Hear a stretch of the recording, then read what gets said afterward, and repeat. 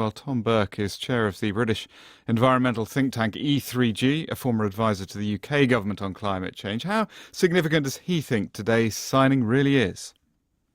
I think it's enormously significant. What the leaders are signing today is a document that is probably as important for the future of the world as signing the Charter on Human Rights was in the last century.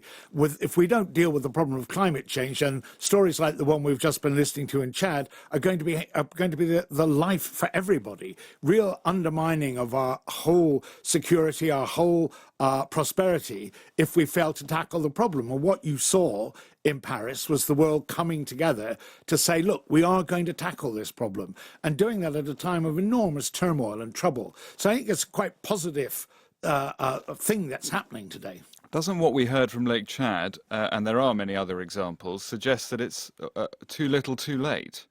It's certainly very late. I mean, we should have. But is it too late? No, it's not too late. I think that's quite wrong. We have the technology available now, if we really wanted to put the effort into deploying it, to keep the world below 2 degrees. It won't be easy. The barriers aren't the technology so much as getting the politics right. And that's why this event today is so important, because what you're beginning to see is a real turning point in the politics of climate change.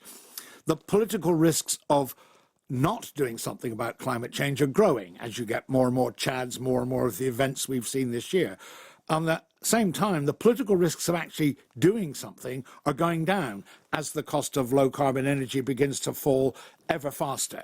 So you've now got a political equation that's very different from the one we were dealing with, say, 10 years ago. One of the aspirations, I mean, 2 degrees was what they signed up to, but the aspiration was to 1.5. I mean, have we missed that?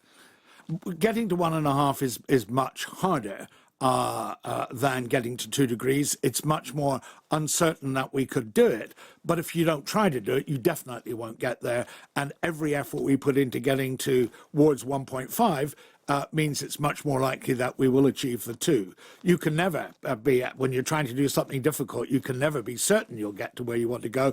But you can be certain if you don't try, you won't get there. Indeed, there have been some bad warnings this year already. I mean, I think the first 3 months of this year are the hottest on record. Just last week, we had a warning about the Great Barrier Reef off Australia, coral bleaching, bad news from the ice sheet in the Arctic and also the Antarctic as well. I just wonder whether we're already in that feedback loop that some have warned about, that things will spiral too fast out of control as the world warms, and actually it becomes sort of exponential.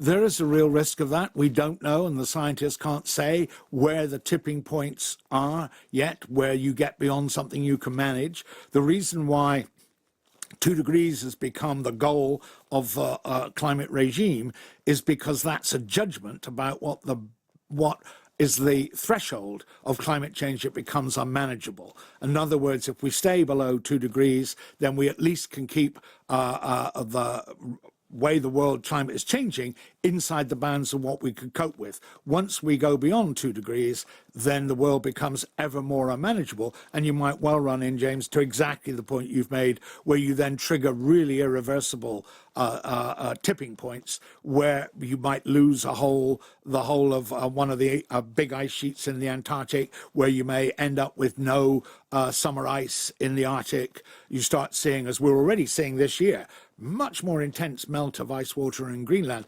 Now, all of that may sound a bit remote, but actually it has massive impacts to people's daily lives throughout the world, as we've just been hearing about in Chad. And that was Tom Burke there. There's more background to this on our website, bbc.com/.